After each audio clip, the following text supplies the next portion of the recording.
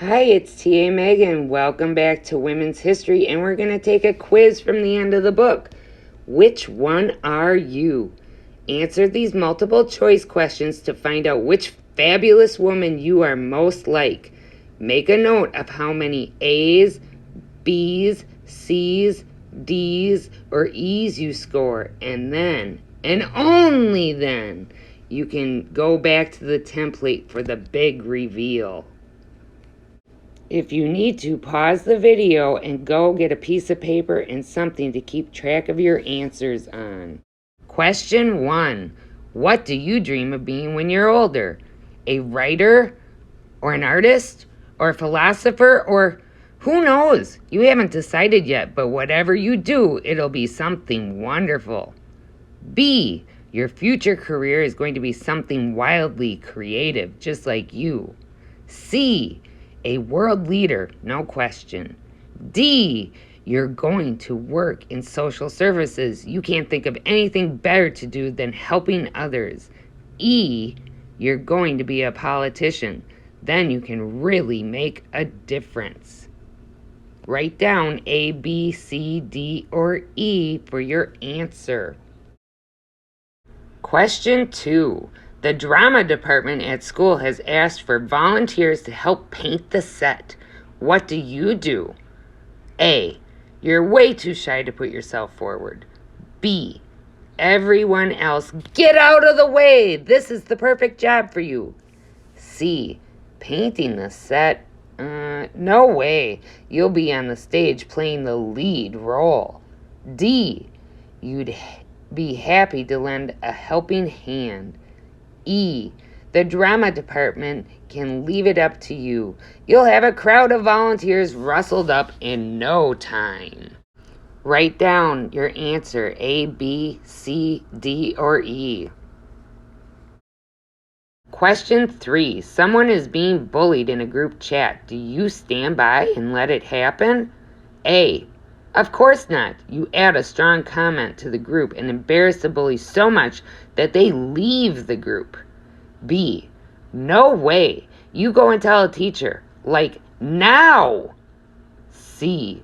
You haven't got time for bullies. You contact the group administrator and tell them to close down the chat at once. D. You comfort the person who's being bullied and promise to sort things out for them. E. It actually hurts you that someone is being so mean, and you get everyone together and confront the bully. Write down your answer, A, B, C, D, or E. Question 4. It's the end of the year school dance. What are you going to wear? A. Something long and floaty and uber laid back. B. You can't decide between a flamboyant dress or a sophisticated suit, but whatever you choose, you're determined that people will notice you. C. A crown. D.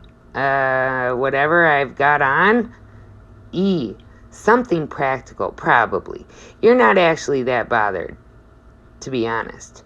You're far too busy organizing the dance. Write down your answer, A, B, C, D, or E. Question 5. Your English homework is due tomorrow morning, but you've been invited to go bowling after school. What do you do? A. The English homework, of course. You can't wait to get started. B. You love to socialize, so clearly you're going bowling. But you love to study too, so you might stay up all night afterwards to do the homework too. C. The homework. You're going to reach the top one day and studying is the way to do it. There's no time for fun. D. You're going bowling. You love to be around other people. E. Your head is telling you to do your homework, but your heart is telling you to go bowling, so you follow your heart like you always do. Write down your answer, A, B, C, D, or E. Question 6. Your school has organized the best school trip ever. There's just one problem. Your best friend can't go because it's too expensive. What do you do? A. It's not your style to follow the crowd, so you stay with your friend and keep them company. B. This is a disaster, but you are so determined that your friend will go on the trip that you sell some of your stuff to pay for her. C. You go on the school trip and don't worry about it. You're not responsible for everyone. You've got yourself to look after. D. You plunder your savings account to lend the cash to your friend. She can pay it back whenever. E. You go see the principal and ask them to find a way to reduce the price of the school trip.